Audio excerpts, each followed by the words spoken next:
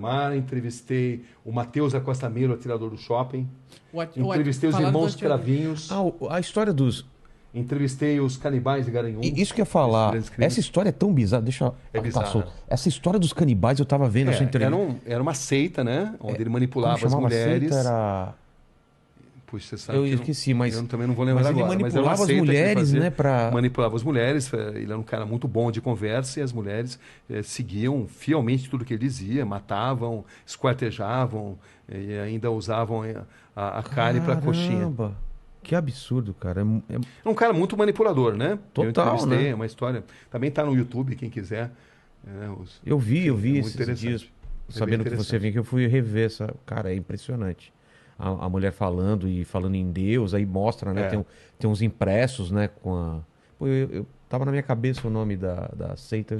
É uma seita de adoração ao diabo, né? Basicamente era isso. O nome não lembro exatamente agora, mas Então, na matéria tem. Aí, mas E porque foi localizar todo um livro, tinha escrevido um livro. Porque é o seguinte, ele escreveu um livro que se recusaram a publicar. E ele, na verdade, ele escreveu num livro que depois ele iria realizar. Entendi. Essas mortes, elas copiaram algo que ele escreveu nesse livro. Entendi. E o livro era a Bíblia, não, Bíblia seria péssimo, né? Mas seria o manual dessas atrocidades que foram cometidas depois. Quase profecias, né? É. E eu lembro que você deu uma entortada na mulher lá, porque você coloca ela numa situação, e se fizessem isso com a sua mãe, né? Poderia chamar essa pessoa de monstro? Ela fala sim. Então, você entende as pessoas achando que vocês são monstros.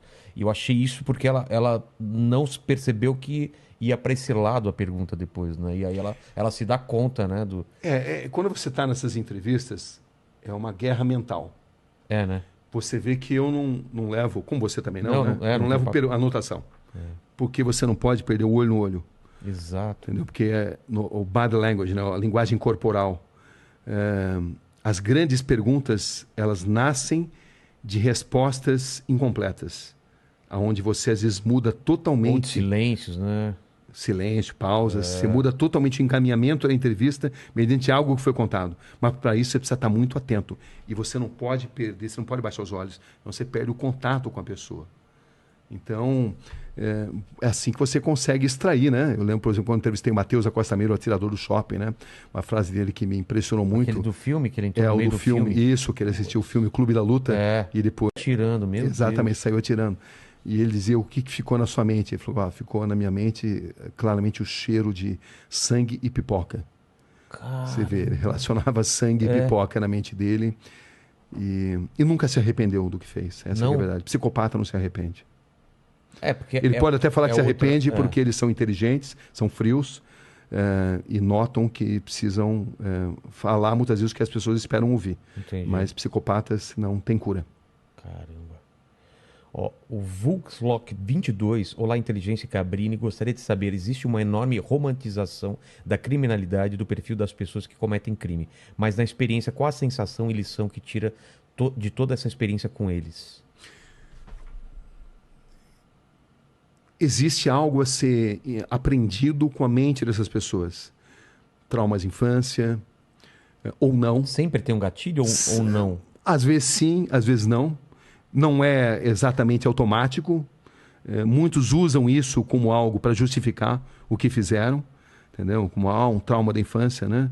Então você precisa penetrar muito nessa mente, e penetrar na mente de um psicopata é tarefa complicada, mas boa parte deles padece do bichinho, do viriatismo, da vaidade, e é quando você consegue extrair muita coisa.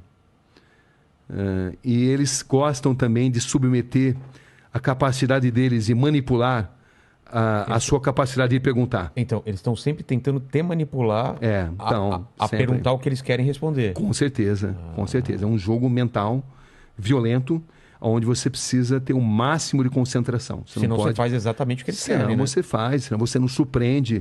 E eu costumo usar muitas vezes a tática de repetir determinadas perguntas em situações diferentes para extrair respostas às vezes diferentes. Entendi. Por um deslize emocional. Até mesmo psicopatas podem ter deslizes emocionais, embora eles tenham tanta dificuldade de se relacionar com emoções. Entendi. Entendeu? Então, é algo que você vai aprendendo, né? Você vai aprendendo e você vai lendo nas pessoas, no olhar das pessoas, nos gestos que elas fazem. Elas vão emitindo os sinais. Às vezes elas estão morrendo de vontade de contar uma determinada verdade, desde que você consiga entender esses códigos. Ou outras vezes não. Como se fosse um prêmio que você precisa merecer, Exatamente. merecer intelectualmente para ela te revelar aquilo, né? Por isso que eu acredito muito em perguntas curtas e grossas, perguntas grandes demais, dão chance para a pessoa pensar no que vai responder. Entendi. Enquanto você está falando na sua pergunta, ela já está, vou falar isso, né? Entendi. Entendeu? Não. Então, a pergunta curta e grossa, muitas vezes, de sopetão, é uma grande arma. Mas também a maneira de entrevistar o Rogério não é a maneira de entrevistar o Mandíbula. As pessoas têm personalidades diferentes. Às vezes você precisa ser mais suave, às vezes você precisa ser mais incisivo. Isso muda.